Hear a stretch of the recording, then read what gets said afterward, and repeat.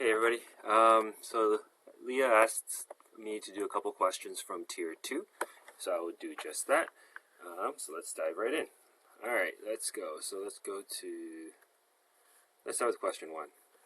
So the concept is still pretty similar. Word problems are tricky.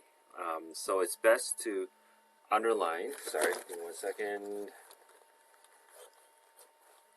It's best to underline what you need and what you need and what is given. So, first off, a second number is 4 times the first. Their sum is 50x, or 50, sorry, find the numbers. Okay, so we got two numbers here. Second number is 4 times the first. So second number, I'm going to call this, let's call this y, let's say, is 4 times the first. Let's call the first one x. Now, the thing is, I don't want two variables. One variable is hard enough. Why would I have two? So, what I'm going to do is, instead of label this y, what do we know about this second number? Well, we know that this second number is 4 times the first, which means it's the same thing as the first number, except it's 4 times it. Okay, so for example, if the first number is a 3, then the second number is whatever 4 times 3 is. That's 12. If the first number is a 2, the second number is 2 times 4, which is 8. Okay, so that way we have our two variables. Now it says their sum is 50. Well, sum we know is to add, which means if I add the second number, 4x, which is our second number, plus, because sum, the first number, well, what is the first number? We just know it's x. That will equal to 50. Okay, so now we can collect like terms. 4x plus 1x is just 5x equals 50. And then I can just divide both sides by 5 because I want x on its own. Then x equals to 10.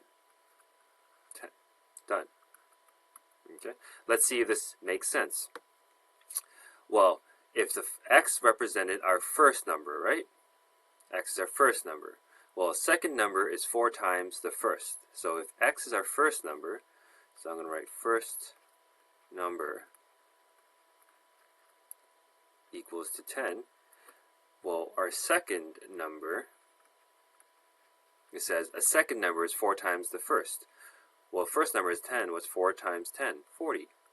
Okay, now let's check. Their sum is 50. Well, what is 10 plus 40? It is 50.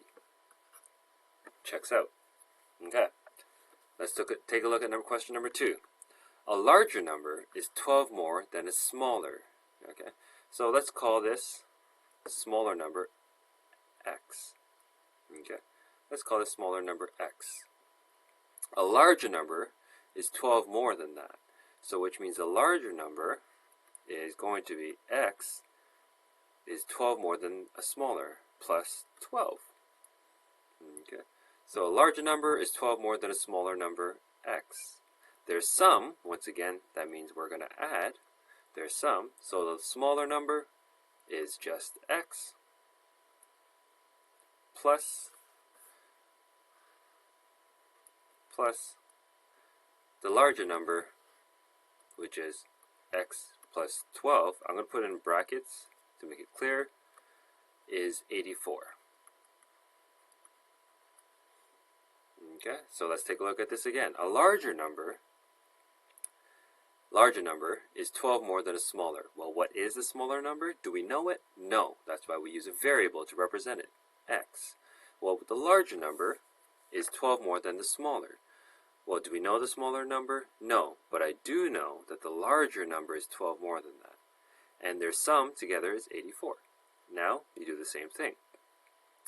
Now, don't let this bracket scare you. If you recall, if there's no number in front of the bracket here, we assume there's a 1. So if there's a 1, we can multiply the 1 in. Okay?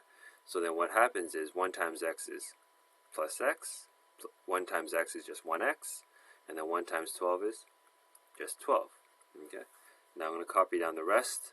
So copy down this x down. So we got x plus 12 equals to 84.